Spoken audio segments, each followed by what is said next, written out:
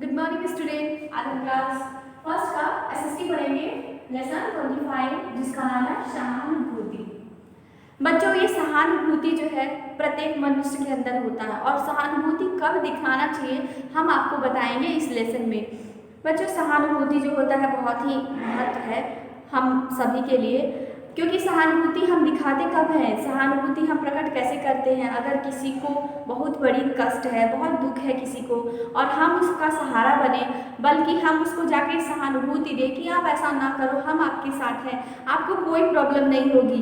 तो जो आपकी सहानुभूति है, आपने जो उसको सहारा दिया, यही सहानुभूति उसे जीने के काबिल बनाता है, उसको सांत्वना देता है कि चलो मेरे साथ कोई तो है जो हमारे लिए इतना करने के लिए तैयार है। तो बच्चों, यही होता है सहानुभूति। सहानुभूति हम दिखा कैसे सकते हैं? आप छोटे हैं तो भी आप सहानुभूति दिखा सकते हैं, बड़े हो जाएंगे तो भी आप सहानुभूति दिखा सकते हैं। जब तक आपका जीवन है, ये जीवन प्रयत्न चलने वाली सहानुभूति है।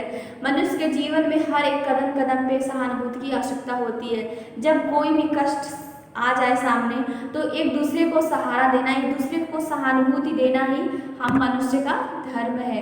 बच्चों, जैसे कि अगर कोई ऐसा वृद्ध व्यक्ति है जिसको रास्ते में रोड पार करने में उसको समस्या हो रही है, उसको तकलीफ हो रही है, तो हम क्यों ना उसकी मदद करें, उसका सहानुभूति बन के उसको सहारा दे और उसको जहाँ जाना है उसको वहाँ पहुँचाए। ये भी सहानुभूति है जो आप कर सकते हैं। आप स्कूल ही आ रहे हैं और आपकी वजह से किसी को सहानुभूति मिल जाए, आपकी वजह से किसी का कल्याण हो जाए, तो ये सबसे अच्छी बात है बच्चों। क्योंकि ईश्वर ने बच्चों मनुष्य को इसलिए ही तो बनाया है, पृथ्वी पे भेजा है कि जैसा मैं हूँ वैसे आप भी हो। जी, ईश्वर के भी दो हाथ है, आपके भी दो हाथ है। फर्क इतना है कि ईश्वर हमेशा अच्छा ही करते हैं और हमारा ये है कि हमें जो अच्छा लगता है हम वो करते हैं। ऐसा नहीं करना चाहिए बच्चों। सहानुभूति आपको हर जगह दिखाना चाहिए और ईश्वर के बनाए हुए रास्ते पे ही चलना चाहिए। जिस प्रकार ईश्वर किसी न किसी रूप में आके आपकी मदद करते हैं, आपको सांत्वना देते हैं, ठीक उसी प्रकार मनुष्य में ही ईश्वर है, कहीं और ईश्वर नहीं है बच्चों। हम सबके अंदर ईश्वर है। और वो ईश्वर कैसे है?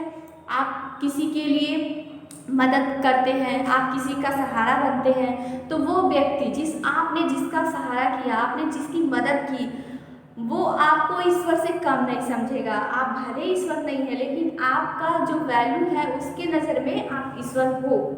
तो इसलिए ईश्वर ने मनुष्य को भेजा पृथ्वी पे। और पता बच्चों, एक सबसे अद्भुत बात मैं आपको बताना चाहती हूँ।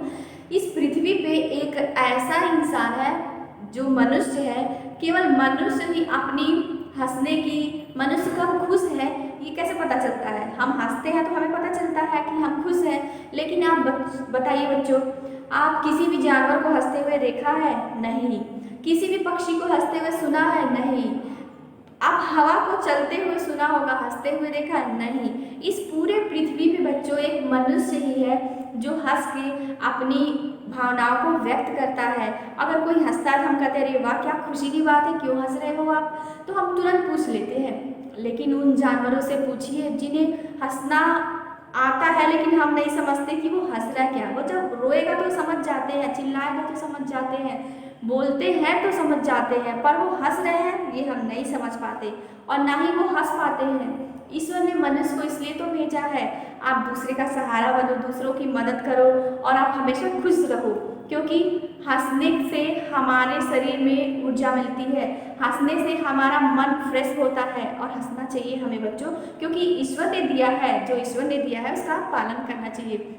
तो बच्चों, आप किसी के भी आपके घर के बगल में हो या आपके घर के पीछे हो या कहीं भी किसी को अगर संकट हो, तो उस संकट में आप एक बार जरूर जाना।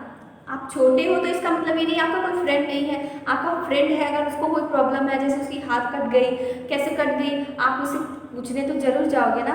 तो आप उसे पूछने जाओगे और उसके बारे में कहोगे कैसे हुआ, क्या हुआ, फिर उसको समझाओगे, कोई बात नहीं, आप तो शेर हो, शेर को कोई तकलीफ नहीं होती है और तुम बिल्कुल ठीक हो जाओगे, अच्छे हो जाओगे। तो इस तरह कहने से वो दूसरे बच्चे का उत्साह बढ़ता है, चलो मैं ठीक हो जाऊंगा। लेकिन आप उसको सांत्वना दिए तो उसका मन जो है शांत हो गया, धीरज हो गया उसका मन और वो खुश हो जाता है।